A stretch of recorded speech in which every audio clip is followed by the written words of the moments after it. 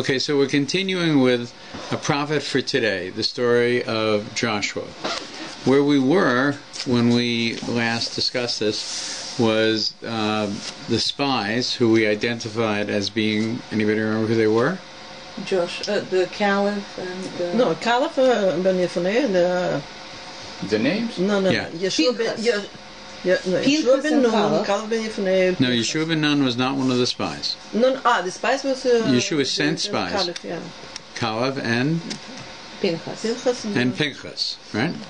Caleb, we remember, was part of the original mission of the spies that he and Joshua went on, that was a failure. But he and Joshua were the two who supported entering the land and said, God will be with us, right? Pinchas is a very interesting character in Tanakh. He begins with a heroic story of killing Cosby and Zimri at Shittim, which is where the Jews are now camped at the time the spies are sent, because they were cohabiting. The prince of the tribe of Shimon was cohabiting with Midianite women. And he was at that point, I think, 13 years old. And he would become Pinchas the Kohen of war, and then eventually Pinchas the Kohen Gadol. Right? And he continues to live in our world right until Devorah. Devorah is his replacement, actually, as a judge of Israel. Pinchas was the leader of Israel until that time, in the interim. And Pinchas takes on remarkable kind of spiritual qualities. We understand that Pinchas has a Gilgul, a reincarnation. Does anybody remember what that reincarnation was? Eliyahu. Yeah, right? he eventually becomes... He becomes Eliyahu, right? Eliyahu, as you remember, doesn't die, right? He rises to heaven. He's taken to heaven alive. Right? Pinchas, to look at the story itself, it's worth noting, because there's a couple of incidents that are worth noting that we haven't really talked about in the home of Rechav. Right? Because, as you remember, the king asks, where are these men? The Jews have come to, the Israelites have come. They're camped and they've sent these two men. Where are they? She says, they were here, but they left. Right? Oh, and just to respond to a question that Yelena asked at our previous class, Rechav mentions the rope and the flax. And you asked the question, aren't they the same? Right? The rope is the rope that they were lowered down on, in the merit of the ropes that they were lowered down. The flax is where they were hidden, on the roof. It was in piles of flax. She hid them there. It was dry. She says, I think, in the merit of what is the signs. The flax, the rope. I forget the third thing. We'll come to it in a second. What? Red string? Well, we're going to come to the red string as well. But interestingly enough, we say she hid them. It's not actually what the Tanakh says, what the Sefer says. It says, the woman took the two men and hid him. V'takech ha'isha es shani ha'anashim v'titzpenu v'tomer kain banu elai. Hid him. Where is him? Gali. Hid him. Right. So she took two men and hid him. So there's a discussion about this. Different translations of this book will say them or him. There's an understanding that maybe she hid them both in a space so small that only one could fit. Another idea is that she hid him, meaning a unit of them. Right? They were like the nation, right? But Medrash tells us otherwise, right? It says it does not say she hid them, but only him. Would she hide? One she hid, one she didn't hide. That seems strange since there were two men. Some say it means that she hid them in a place that was really only big enough for one person. Others say that she hid them separately so that in case one was discovered, the other would be able to escape, as if to say she had him here and him here. Right? They would also not accuse Rahab. They found only one of them. Right? She would be able to excuse herself by saying that she did not notice him sneak out and hide, because one was not there. Medrash gives a different explanation. You know, there was a great Spanish rabbi, the son of Geron. He's called Geronides. Right? People have read his works. And he wrote a commentary on Joshua. And he said we can learn a great deal from Rachav, right? In terms of tactics. When you want to protect somebody in this situation, it's very important to seem to be on the side of the chasers. So Rachav's first comment is not, I don't know anything about this. She said, yeah, they were here. And they went that way. I hope you get them. Get moving. Go. Right? If that's who they are, go get them. Right? So she seemed to be on their side. Right? More than that, Johnny says, it's also good to try to avoid lying in this situation, because if you get caught, it's going to be very bad. Right? So she doesn't say they weren't here. She said they were here. They were here. Now it seems like she adds a little extra to it by saying they went that way. Yeah? But what happened? What happened to the him and them? Yeah? The Medrash gives a different explanation. It says that Rahab hit only Caleb, not Pinchas. When she offered to hide Pinchas, he said, I am a Kohen. And a Kohen is like a Malach. The lips of the priest will guard the Torah, for he is the angel of God. You do not have to hide me, for as a Malach, God will protect me. She therefore hid only Caleb, says Medrash. But Pinchas's real reason... He put the head and he said he's a... Listen carefully. Listen carefully. But Pinchas's real reason for not hiding was not his confidence that he would be miraculously saved. I just want to skip ahead for a second. We're going to see later on, right, that Joshua says that we have to protect this woman and her family. But there's two reasons to protect her. One is they've made a deal. Caleb and Pinchas have made a deal. The deal is if you keep your word to us and don't reveal that we're here, we with our lives will protect your family. And if they're harmed, the blood is on our head. If they're in your house and something should happen to them, on our head. Pinchas and Caleb. Joshua says something different. He said, we have to protect them because they hid our people, our spies. Right? It sounds like it's the same thing, but it isn't. Joshua is saying, even if there was no pledge, even if there was no promise, because she hid our malachim. They said malachim? Messengers. But he calls them malachim. She hid our messengers. A malach, an angel, a messenger, all are the same. Right? Because she hid our malachim. That's why we're going to save the family. Right? Not because they made an oath that we're going to save it, but because we owed it anyway. It's a sense of you have a responsibility, hakar satov, take care of it. In fact, it's actually important because the Jews are warned not to make covenants with the people of Canaan. Right? Now, they're not yet in Canaan when this covenant is made, so it's excused. Right?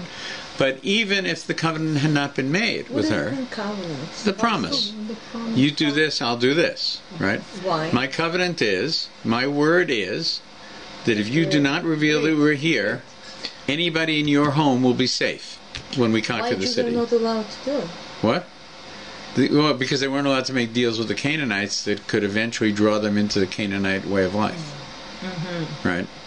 You know, they either had to evict them or the Canaanites had to serve. right? But they couldn't be equal citizens at that point. We'll come to this later. We'll come to this, right?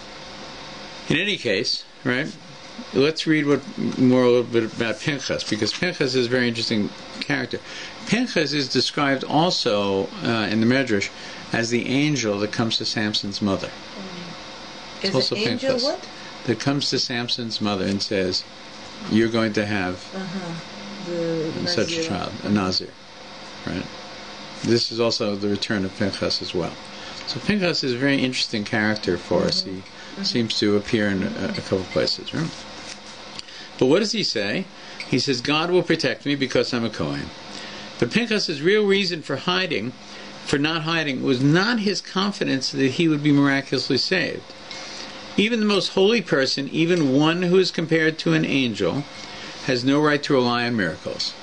We know that when Yaakov is returning to face his brother Esav, even though he's had the struggle with the Malach, right? All of his plans are strategic. I'll send gifts.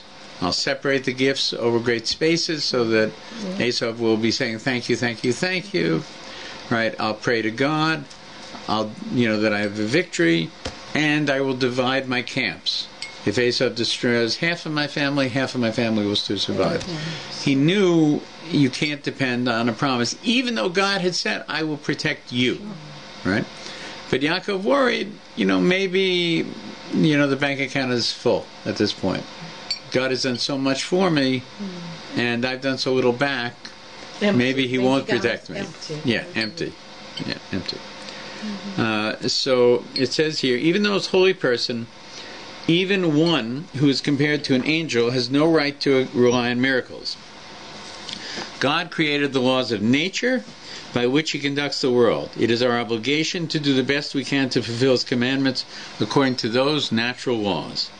We cannot put ourselves in a state of danger and expect him to change those laws in order to save us. So it's not simply that he was depending on the fact that God would make him invisible at that moment. Get smart, the dome of invisibility. Right? There are times, however, when one does risk his life to fulfill a commandment. Now, by the way, this is not unfamiliar to Pinchas. Pinchas is a zealot, right? Pinchas, remember, when he killed Zimri and Cosby, he was barely a man. He was 13 years old, right? His uncle, Moshe, and his grandfather, Aaron, or father, Aaron, grandfather, Aaron, right?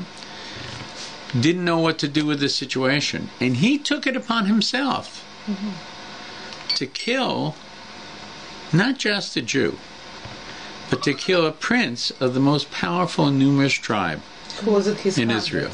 What? Who was in his hundreds? Whatever. He was the most powerful prince, right, of the largest tribe. And he took a spear and killed him in the middle of this act that he was committing with the Midian princess. What? What did his forefather with Shechem? Yeah. It's a very interesting point. Genes. Right? It's probably coming from... Yeah, because it's the Levi, They have right? very short fuse. But by the way, family.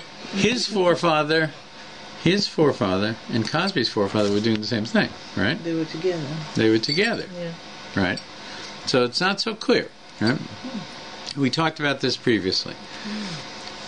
So his behavior is very often, I do what's right because I understand what is right, and I do it. I don't do it because it's politically correct, right? It's a lesson, I think, in leadership, by the way. There are times, however, when one must risk his life to fulfill a commandment. Pinchas saw that this was just such a time. Now remember, we're in the midst of a test that's going on here, right? Pinchas and Kalev have come to the home of the most notorious prostitute in 40 years. A harlot, an innkeeper. And she did everything she knew how to seduce them. And she knew how.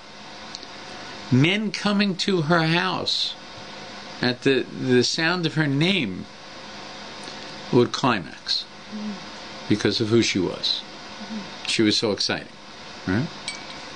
And here they are, right, in her house overnight. Right?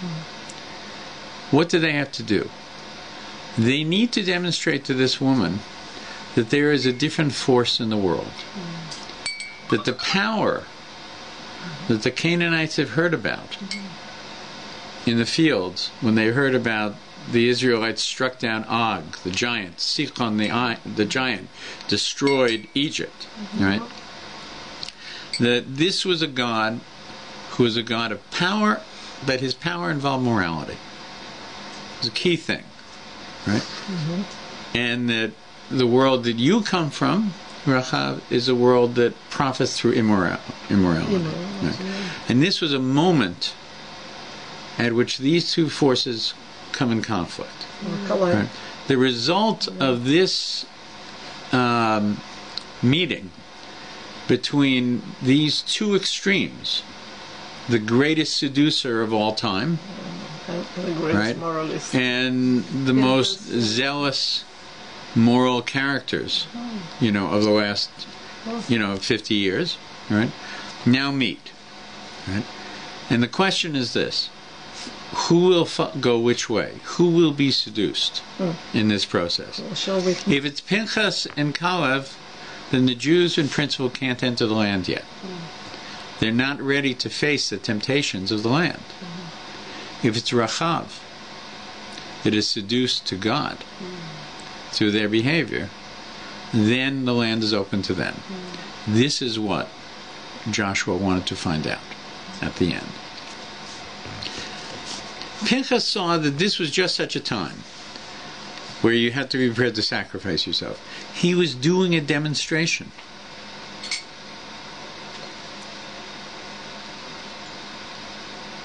In order to be able to testify to the state of fear of the Canaanites, he would have to be present when the king's messenger spoke to Rahab.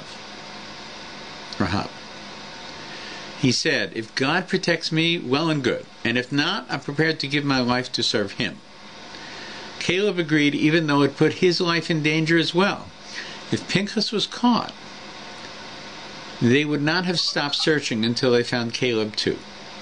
The rabbi said, there is no one so beloved to Hashem, to God, as one who volunteers to do God's mission and is willing to risk his life to accomplish it. Since Pinchas refused to hide, Rahab decided that she no longer had any obligation to protect him. I'll protect you, but you gotta be. But he's in danger and hurt. You want to win the lottery, you gotta buy a ticket. Right? Yeah. Right? He's in danger and hurt. Here he is standing in the middle. It's true, right? And so, what's the best way for her to protect herself in that situation? Turn him in. Turn him in. Right? She protects herself and Caleb by turning him in. Right? Since Pinchas refused to hide, Rahab decided she no longer had any obligation to protect him. When the messengers of the king arrived, she pointed to him and said, yes, these men came. Pointing to him? She's pointing to Pinchas. Right? Yes. He didn't try to hide? These men came. He was in clear shot of sight. Is Clear it sight. in the text that she's pointing at him? No, this is Medrash. Yes, these men came, but God performed a miracle and made him appear to them like one of her servants. He didn't look like he looked when he arrived. When he arrived, he was this powerful, man from the desert. He was a fighter, he was a soldier, he was a Kohen, all this kind of thing. Now he's like a decadent Canaanite servant, suddenly. Right? But God performed a miracle and made him appear to them like one of the servants. She was so impressed that she yearned to have a share of the merit of protecting them. She insisted upon taking them up to the roof and hiding them there. The others say that Pinchas did not hide with Caleb, along with Caleb, even though as an angel he had a right to rely on God's protection. He hid in order not to embarrass Caleb. He did not want Rahab to say, see how much greater Pinchas is than Caleb. Right? That's another view. Can you again? He didn't stand. There's another view that she did hide him. Virus database. But she only hid him because he didn't want to embarrass Caleb. Oh, okay. Because Caleb needed to be hidden. You know, he wasn't a malach. Right? There are those who offer an entirely different explanation. They say that Rahab did not hide Caleb and Pinchas at all. Instead, she hid one of her servants. That is why our verse says, and she hid him. When the king's messengers arrived, they searched and found him. While they were questioning him, she went to Caleb and Pinchas and told them to lie quietly in their beds as if nothing was wrong. And then brought the messengers to the room where they were and said, "Indeed, 2 men came here last night. They looked very much like these 2 here in the bed. But they've already left." The messengers never suspected that the men in the beds were the very ones they were looking for. Generally, men in beds in her house, you know, weren't sleeping. Right. So this is a little bit of who these people were that were with her. Slightly confusing. The opinions. Now, I want to give you a little bit more confusion. Right? A little bit more confusion. This is sort of background material on this, which we haven't talked about before. Everybody's familiar with Eshes Chayil? We say it every Shabbos, right? Yeah. Okay. So, what is she not afraid of? It specifically says she's not afraid of something for her household, for her children. The snow? Very good. The snow. Right. Why? Because she lives in Israel? Obviously, there's snow where she is. You know, maybe she's in the north. In Israel, there is snow in heaven. They're all dressed in In fine, Jerusalem. fine linen, fine clothing. Close. Wool and wool. Something Close. in wool. She looks safely. Not only Eshes this, Chayil. Do you remember what we read she was in in Jericho. morning? In Shabbos. She She look confident in the future. Not afraid. Scarlet and wool. Shesh v'argam and levusha. Right? Scarlet and wool. She makes the clothing. They're wearing Argamon. something red. Made of what color? Purple, Argamon. red wool. The Medrash applies this verse to Rahab. Oh, we thought it was. Who sheltered Joshua's spies in the town of Jericho. She did not fear death when the Israelites attacked Jericho, for the 2 Jewish spies whom she had saved gave her the following sign to save the members of the household. Tie a scarlet thread in the window of your house, and all your members inside will be spared. Right? So she had no fear, right, because everybody was dressed in red. And so it was, as a memory, the Eshes Chayil's children are dressed in red, as a memory not to fear. That red, instead of being the sign of harlotry, in this case, is actually the sign of courage, you know, in support of Israel, the conquest of Israel. Right? So just a couple... It's very interesting. Usually when we have new people for Shabbos, you describe Eshes Chayil as a... You usually say that it's not a song to a wife, it's what written... No, something that Eshes Chayil, it's what Abraham said about his wife. It's about Sarah. Yeah. There's a couple of views, right? That it's the part of the hesped of Abraham for Sarah when she passed away. Of course, it is in Mishlei, right? Mishlei is written by... Right. And Shlomo Melech had how many wives? The Lord. He had a lot. In round numbers, as they say, around 1,000, you know, with concubines and wives, right? Yeah. So, right. So, so the question is, which one of those 1,000 was he writing about here? Right? No, it's about Israel and God. That's another view. That's another view, Right? But many people hold that he was writing it about the dearest woman in his life. Right? It's a Jewish boy. And it's his mama. You got it. This is a description of Bathsheba. Right. You know, as he understood it. Right. Now we So- know that it's Rahab Right. has a place in it. Also. So you thought Yeah. about Rahab. So, 900 wasn't enough for him, huh? Okay. So let's come back to the story for a little bit more, I right? should tell him to. So Pinchas and Caleb passed the test. They showed Rachav something that she had never seen. And it was a combination of two things. One was the ability to resist immorality, right? Which is a constant challenge that everybody has in this world, right? Right. But not simply to avoid a negative. That's really not what it was about. More than that, it was to show to her this tremendous new force that was sweeping the world, right? It had destroyed Mitzrayim. It had come to Har Sinai and split the waters everywhere in the world on that day, right? They say a cup of tea split on that day. You know? Everywhere in the world, people were talking about this group of slaves who had become a nation, right? They came to Sichon, they came to Og, and they went through them like nothing. These were giants from the earliest times, right? And conquerors of nations themselves. Right? There was a force sweeping out of the desert into the land that had been promised to them. And these were the recon mission. These were the power of this nation, right, that she was witnessing. And, like others before her, who were wise, she knew which side to be on. Was she pious? Was she a pragmatist?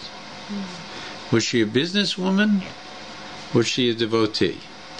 Did she say to herself, look, I can see which way the wind is blowing, said Bob Dylan, right? You don't need to be a weatherman to know which way the wind is blowing, Right. right? And she said, I'm switching sides, right? It's not so simple to say that, right? She was part of a very established society. Remember the walls around Jericho. You know, they were very high and very thick and impenetrable, right? Jericho had strong armies, a little bit weakened, it seemed, out of fear. But they were not so easy to just push aside, right? And she was an insider, literally. Yeah. It seems to me that Rechav was all of these things. You can't just simply answer, she was being a good businesswoman. Right? She was. A little bit of everything. She looked out for her family. She looked out for the future, right? But she understood that her business was changing, right? If she was throwing in her lot with Joshua, with Pinchas, with Caleb, right, then her future as a harlot or as a madam was over. Whatever she was going to do, it was going to be something different. That's for sure. It seems to me that in this night that she understood that she was in the midst of a changing world and that she wanted to be part of the change and was willing to risk it. She was at that moment a traitor to her people. Right? She was betraying the people of Jericho. She was lying to the king. Right? And everything was on the line. All right? He could have come and killed her even if they lost to the Israelites, and would have been justified to do it, it seems to me. Right? You know? So I think her decision, it's a little bit unclear, but I think her decision was more than simply a good strategy. It was a good strategy. But I think she was, and maybe it was a calculated risk she was taking, but she became committed to the God of Israel this night, and she stayed committed to it. Yes? It's interesting. I kind of thinking that we can relate to this situation because she wasn't a child who was excited about something. She was a grown-up person, achiever. Yeah. And she has to reevaluate all her values. Yeah. And go for something which is it's kind of denying value. Even now, when we first heard about Rahav, it's like a joke. She's a 50-year-old prostitute. It's kind of. She's still very busy at this point. No, it's not like she's out of she work. become a madam, Right. but whatever. No, but you think usually, people in this stage of life, they're confident in they're confident in their own value. Yeah. And all this prostitution, as I understand, it was. We were explained it was a zona, and it was kedosha. It was a different kind of a. But it was accepted by society. It's not the way we perceive it. The Judo-Christian value. It was a noble, ancient profession. It was an ancient profession. And Noble one. Pretty noble. Well, it was the it's oldest better profession, I than think we digging said, right? somewhere in the dirt. But clearly, by the way, within if there was a question about Yehuda and Tamar, right? It was because of the uniqueness of the family, and even there, it's actually doesn't seem to be an issue of immorality in that situation, because he was no longer married, right, etc., and she had her own reasons. I don't want to go back to that story right now, but if that was not condemned as immoral, but rather, you're letting this woman die that you're responsible for, and you didn't, which was the right thing to do. How much less so is it for the Canaanites? Nobody said, we're not going to have this woman, to our table. She was an important player, within the world of Jericho, right? And that was an issue. But I think that as important as she was there, clearly she, overnight, well, that's probably the wrong term. In the blink of an eye. Maybe that's a better term, right? She came to understand, and it is because of who Joshua sent, right? Joshua didn't simply send his best fighting forces or his sneakiest spies. He sent people of the finest moral character, which represented this new power and force in the world. That's who he chose, right? And so when they came to this place, which was a place where for sure you could pick up a lot of news about what's going on in the local community. Joshua, did he know that they will come across such a seductive force? Yeah. How? I think for sure. Rachav was famous everywhere. It seems to me... So it was not an accident they came across it. No, I think they went right to her house. Yes, but in advance, when he was planning the trip inside. I would say that they were sent there. They were sent. The whole operation was going to Bordello. Remember. So that's planned around this brothel. Right. Yeah. Absolutely. Oh, They're going anywhere else now. There's a couple of things to remember. Remember, it was not an accidental event. Entrance. They would just enter the wall. She was the main protagonist. you have to remember that, unlike if you compare it to the spies that Moses sent, there's a great deal of dialogue about how they crisscrossed the whole land. The 12 of them, they went everywhere. The north, the south, Hebron, Yerushalayim, everywhere they went, and they were harvesting things, and it sounded like a great camping trip, not spies, right? These two guys went to the place where you can pick up gossip about power, right? Right. They didn't go to a low class brothel. They went to the brothel of the king, the brothel of the general, the brothel of the ministers. It was very famous. Rachav had been in this business since they went into the desert out of Egypt. Now it's getting... They went right to her, right? And when they finished with her, they didn't go anywhere else. They went right back to Joshua and said, mission accomplished. So we have to get to that. What did they find out? That they said mission accomplished, right? Right? And remember what we said before. The spies that Moshe sent out were really like the kind of people who go and rate hotels. You know? They go to this place, they go to this place. How do you call tourism? Tourism. Yeah. And this is they were saying the fruits are good here, the roads are good here, the buildings are nice here. A lot of people dying, I noticed, not so good for that, right? A lot of giants in the neighborhood, tough gangs, right? And they came back saying, it's a spectacular place, we can't conquer it. That's what the spies said, right? God cannot conquer it for us. We can't go in, right? There was Lashon Hara against the ability of God to conquer the land. Right? Caleb and Pinchas didn't go to observe the economic conditions, where you could plant trees or where the banking was good or whatever. They went to search for the weakness of Jericho. Right? They were looking to see, are they penetrable? Can they be defeated? Right? And it wasn't simply where's the gaps in the walls. It was where are the gaps in the people. That was what they were searching for. Where's the weakness of the people? Right? Right? And do they know what's coming? Right? When they left, they had everything they needed to know. Right? From her. Right?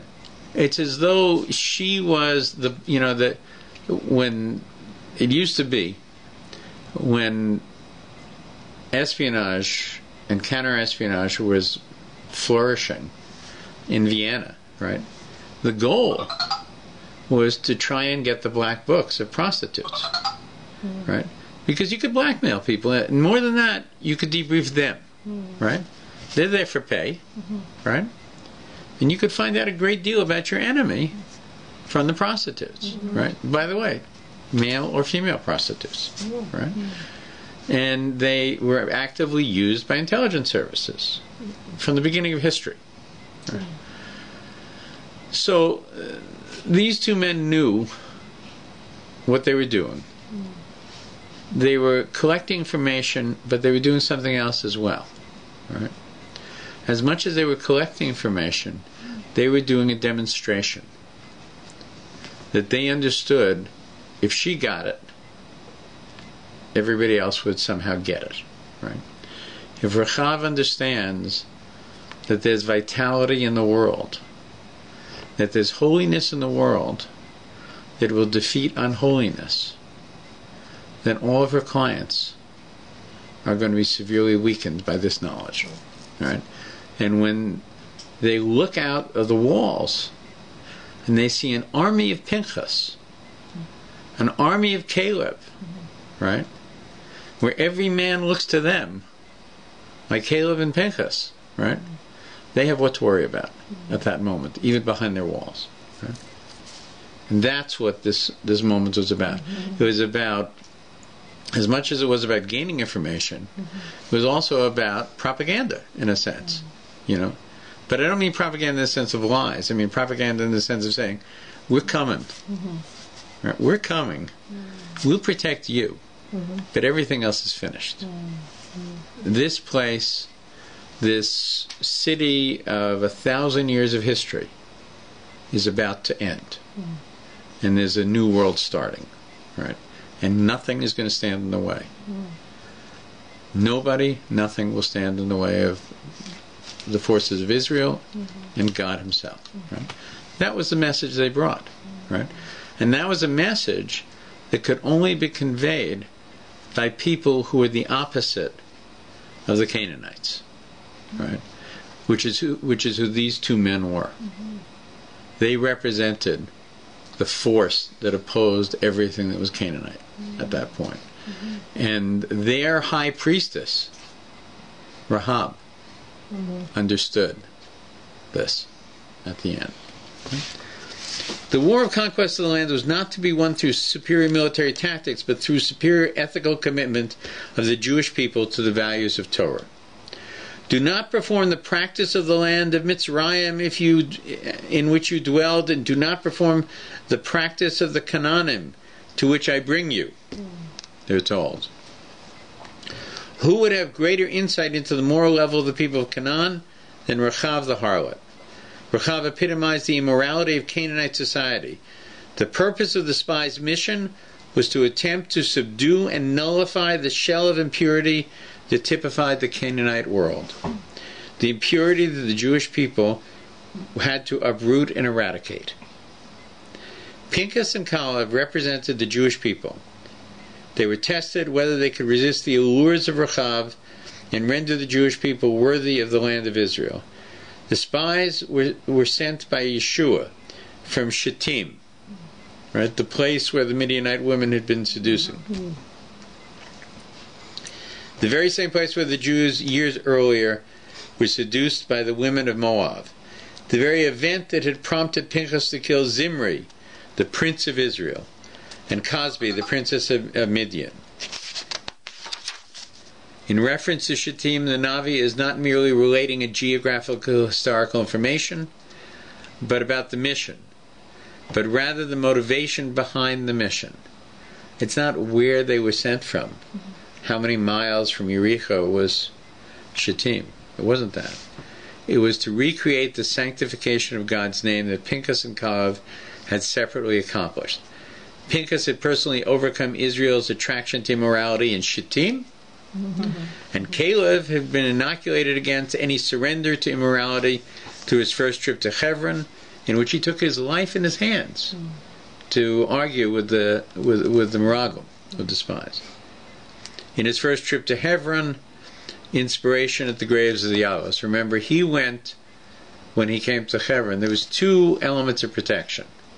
Right? Joshua was protected because what did Moshe do for Yehoshua? Anybody remember? Change his name. Changed his name, added a hey to his name. God's part of God's name, right? And the Yud And- from and- Sarai. and the Yud. From Sarai. From Sarai, Right. yeah. Exactly. Changed the name Sarah. Right. So Moshe said, it's through this, through adding the name of God to your name, right, will protect you against the plots of the spies. Right. Caleb took a different route. He didn't have that. Caleb instead, immediately when he came in, he went to Hebron. And in Hebron, he prayed at the graves of the Avos and the Immonos. Right? Imahos. And there, right, he got the strength to do what he had to do in the mission. Right? In the heart of Canaanite immorality, Pinchas and Caleb would demonstrate to Rechav the new force in the world that would transform the moral aspirations of mankind, the power of Torah commitment. Indeed, Rechav naturally attempted to seduce Pinchas and Caleb the very first night they were hidden in her inn. For the first time in her life, Rechav failed. They were hidden at her inn. For the first time in her life, Rechav failed, and neither spy was influenced, enticed, or even moved by Rechav. Instead, they stood before her like malachim. The Rashi says that. Without any thoughts of sin, and amazingly had a profound effect on her. In an instant of moral clarity, Rechav repented. She did tshuva. No man had ever resisted her entreaties before, and now two men had arrived at her inn and showed no interest in her. She sensed in them their abomination of sin, and recognized that there was a purpose in her life beyond providing the immediate gratification to men. For the first time she recognized that the true pleasure in life and the enjoyment which surpasses all other enjoyment is the merit of Olam Haba, the world to come. As soon as Pinchas and Caleb transformed Rechav the prostitute into Rechav the penitent, they realized that their mission had been accomplished and that Canaanite society would similarly be overturned. If Rechav had been successful in tempting Pinchas or Caleb, or had they been unsuccessful in capturing her soul, the conquest of the land would not have proceeded immediately. Yehoshua knew from bitter experience that some Jews would have yielded to her charms and thereby jeopardized the entire mission. Instead, through the moral greatness of the spies, the shell of Canaanite immorality was pierced and nullified, and its grip on the world was weakened. What changed Rechav? We'll go for a little bit more? Okay. What changed Rechav? Before this encounter, all Rechav knew of the Jewish people was that they were potent political and military power. Through ambiguous and indeterminate means, she knew that they had left Egypt, the Red Sea was miraculously split, they had defeated Sichon, the king of the Amori, Og, the king of Bashan, Melech of Bashan. She knew all about their military prowess, but now she recognized for the first time the source of their strength was in their moral strivings. Well, for some reason, such a tremendous attention to sexuality. I think it's something more. It's not about only sexuality. Is it about sexuality? You have to understand that we've talked about this before, but sexuality in and of itself is not the issue. Sexuality as part of Avodah Zarah is a very different thing. The idea that all of sexual activities was something outside of sexuality is not immoral. Does anybody think sexuality is immoral within the Jewish context? No. We believe in it. We think it's very important. What is the question, guys? What is No, you. The last thing we believe in is celibacy. The last thing we believe in is not having a proper sexual relation. A man who lives his life away from a woman, it's an unnatural thing. We don't hold by that. We think sexuality is very positive and very important. What we're talking about here is the use of sexuality for all kinds of things other than moral purposes.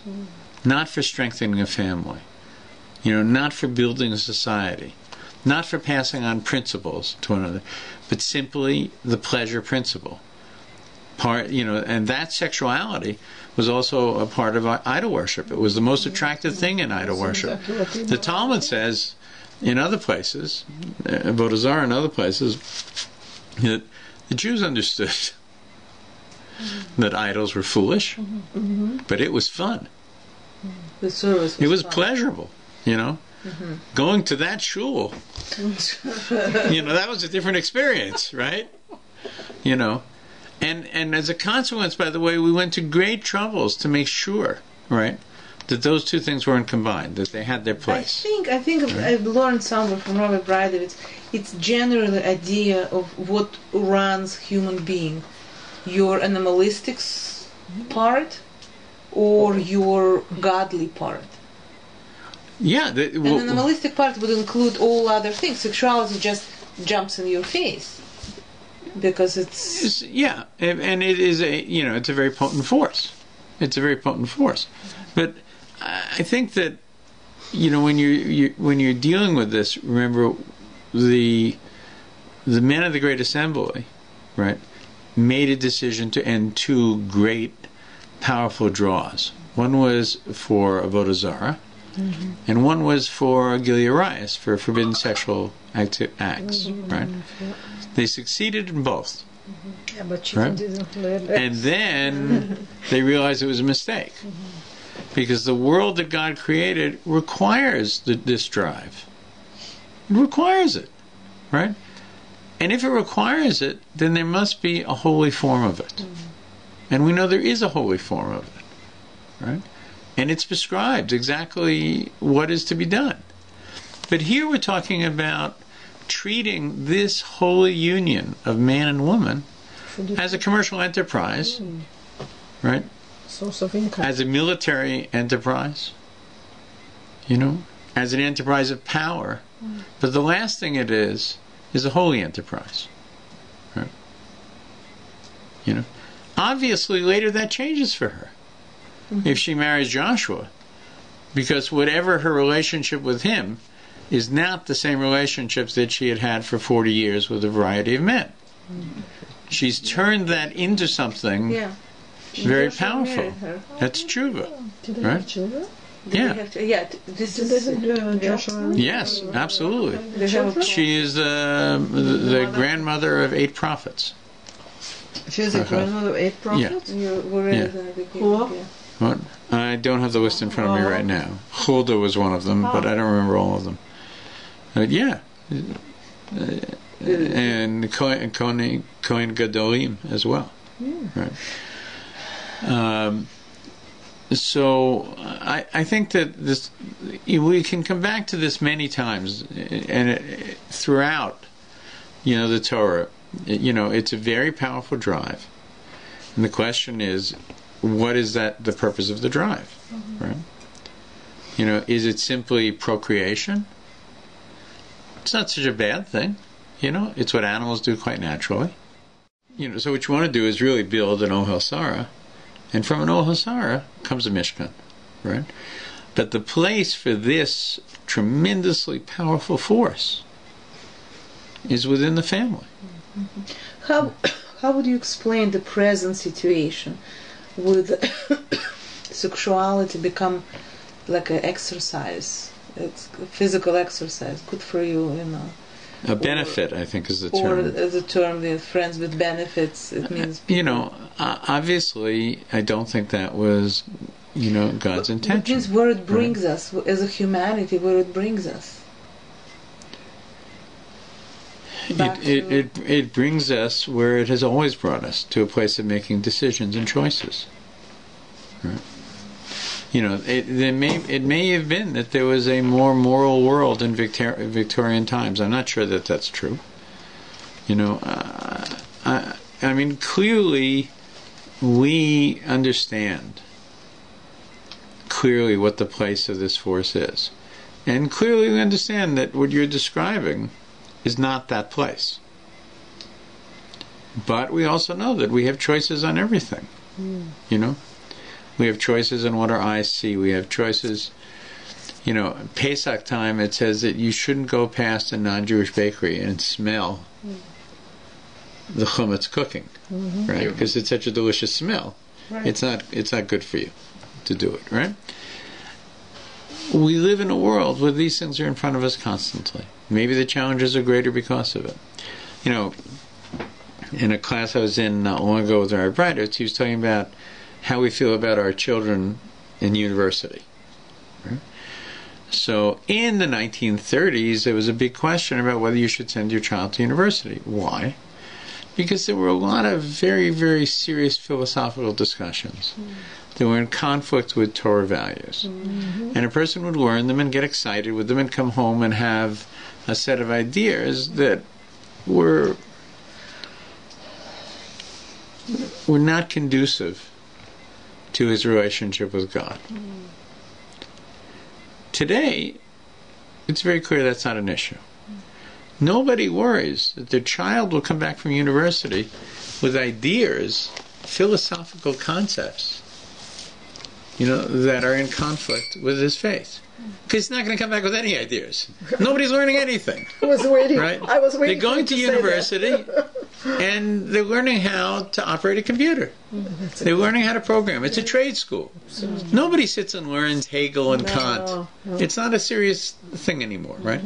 Those ideas that once challenged, but he's living in a dorm with his girlfriend, right?